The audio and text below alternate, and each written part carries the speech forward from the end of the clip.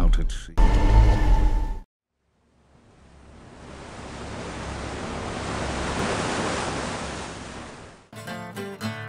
The sky was gray and cloudy and the wind was from the west. Turn the ship around, me boys, turn around and run. That storm, it wants a battle and it's sure that we're outgunned. What of the ship that's out there, do we leave her to the gale? She's called the Flying Dutchman and it's rage that fills her sails.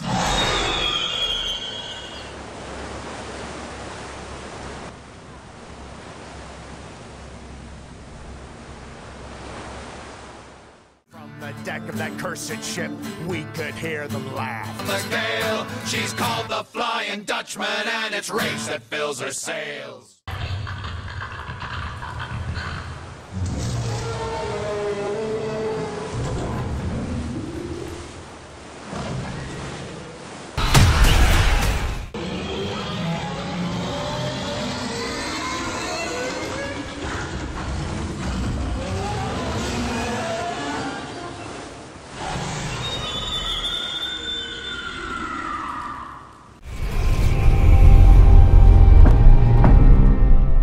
Yo, what's up, film feces, and welcome back to another review.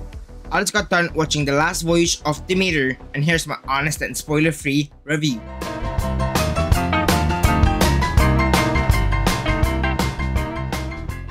So in this movie, we follow an ill-fated crew member aboard the merchant ship Demeter, which carries a deadly cargo, Dracula's coffin, from Transylvania to England, only to arrive at a port with no survivors on board. The last voyage of Demeter, man. Dracula on a boat. A recipe for an amazing movie, right? And for the most part, hell yeah. Let's start off with the acting and the characters portraying these seamen. Get used to that because they used that a lot in this movie. Corey Hawkins was amazing as the main lead. Every time I see him in any movies, or casting list in a movie, I know this movie will be good. Like Kong the Skull Island, Six Underground, and many more projects. You just know he will play an amazing role. And even in this movie. And then we have Javier Botet, hopefully I'm saying that right, playing Dracula himself. For me, he is just amazing playing this role. For example, he also played the Crooked Man in The Conjuring 2, a really good film that you probably need to check out. And he also played Keyface in Insidious: The Last Key, and that is also a really good movie. And even Slenderman in this not so good movie from 2018. So he is a well-deserved actor to play Dracula himself. And if I see him in any other movies, Dracula or any Conjuring movies or anything like that, honestly, I know this man can just make a good portrayal of a monster. Something I really loved about this movie was the creature design. We all know the standard portrayal of Dracula, right? A man who can fly, has sharp teeth, and drink blood. Just like the last Dracula I saw on the big screen, Nicolas Cage as Dracula. Honestly, he was funny, but that is same kind of portrayal of this character. But in this movie, we have it's a different take on this monstrous blood-drinking monster. And it's almost like a humanoid bat that stands on two legs. And I honestly just respect that they made the monster like that, not just a standard old play of Dracula. So I love the different Dracula we have, but the thing I love more is when they do something different with the new Dracula, like Last Voyage of Demeter. Make it an anthropomorphic humanoid monstrous bat. That is only something really cool. And a massive props to my fellow Norwegian, Andrea Øvredal, for making this movie. Honestly, I'm just proud of my country when people from there can actually make this good horror movie, with the latest being Last Voyage of Demeter, and he also made Scary Stories to Tell in the Dark. And that's honestly a really good PG-13 horror movie. And then he made also Autopsy of Jane Doe. I have not seen that yet. I'm planning to see that, but I heard it's really good. Also, he made Troll Hunter, other known in my country as Trolljägaren. Like I said with Autopsy of Jane Doe, I haven't seen that yet, but heard it's very, very good. But honestly, I think I can trust him in any future horror movie projects that he's made, because he's just made banger after banger after banger. And now I want to also mention the suspense and the atmosphere of this movie. The atmosphere in this movie was top notch. You can really feel the inspiration of an old hammered Dracula film. And honestly, the set pieces in this movie were just so amazing, and different lighting and stuff, something like that. So the atmosphere was just amazing. You being kept at your edge of the seat. You almost know when a jump scare will happen, but you don't know the exact time it will happen. So you probably just like, whoo, get actually jump scared. Right before I get into the mixed and negative part, honestly, I will just say I walked out so happy with this movie. With this movie, I honestly got really surprised how good this movie actually was. I was expecting it to be fun, but not this fun. So for me, it's a hidden gem. It's a really good Dracula movie. But there is one big problem and some small other flaws.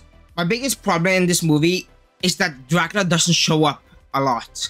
There might be people who think that is fine and can look past it, but for me, Dracula doesn't show up a lot in this movie is a big problem. And I do get why people can defend this movie and saying it makes it more creepier for Dracula to hide in the background, hiding in the shadows. And I get why you think that, but you can also do that, but show a little bit more of that creature side. And just to say one more good thing about this movie, the VFX and CGI is amazing. With also practical effects in this movie with 2 awesome kills, but the rest of them are off screen or just bite in the neck. But still, I was just sitting there eating it up like a piece of popcorn that I'm eating right now. Give me a moment. But yeah, that's kind of my big flaw about this movie. But there are also some other small little flaws. The pacing of this movie, yes, for people I can say it's probably hit or miss. But for me, around the middle end of this movie, I could feel the runtime. It is 2 hours long, so I got that feeling of, when does this movie end? I think the pacing is, there's some small pacing issues.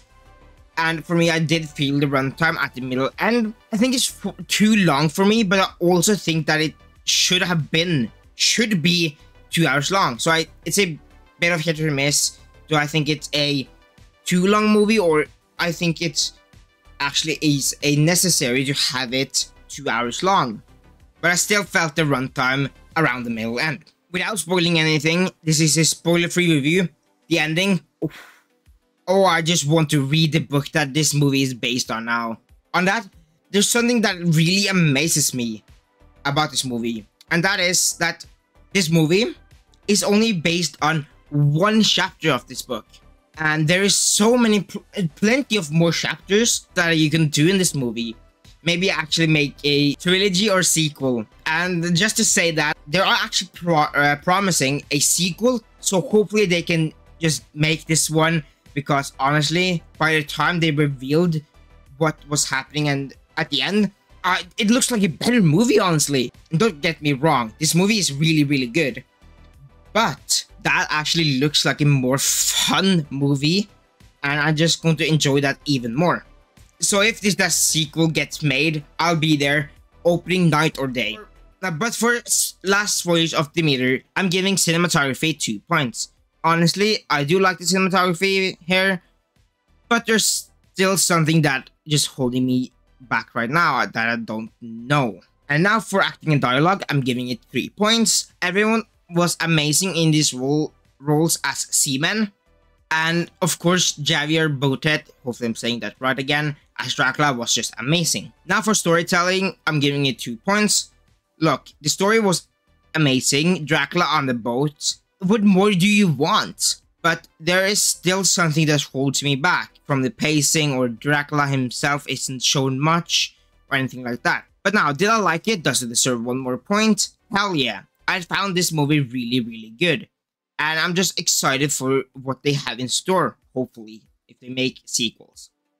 So if I just add those up, that'll be 7 points. With 1 bonus point, that'll be 8 points. So with that, I'll be ranking this movie an 8 out of 10. Or a 4 out of 5 stars if you count in Letterboxd, Rotten Tomatoes, or any other ranking places with stars. Now, if I were to give it a critically rating, I would have to give it a B-. I will definitely recommend you watch this in theaters because honestly, I'll just say this. Dracula on a boat, killing people in gnarly and bloody way. What more do you want? There you go. Go watch this movie now. But yeah, that's just my review of this movie. What did you think about it? What did you like or dislike about this movie if you had a chance to see it yet? And I have a subscriber goal of 1,000 subscribers by the end of this year. So don't forget to like and subscribe. That means so much to me. It's free and it takes 1 second. But yeah, I'll see you guys in another video. Peace out.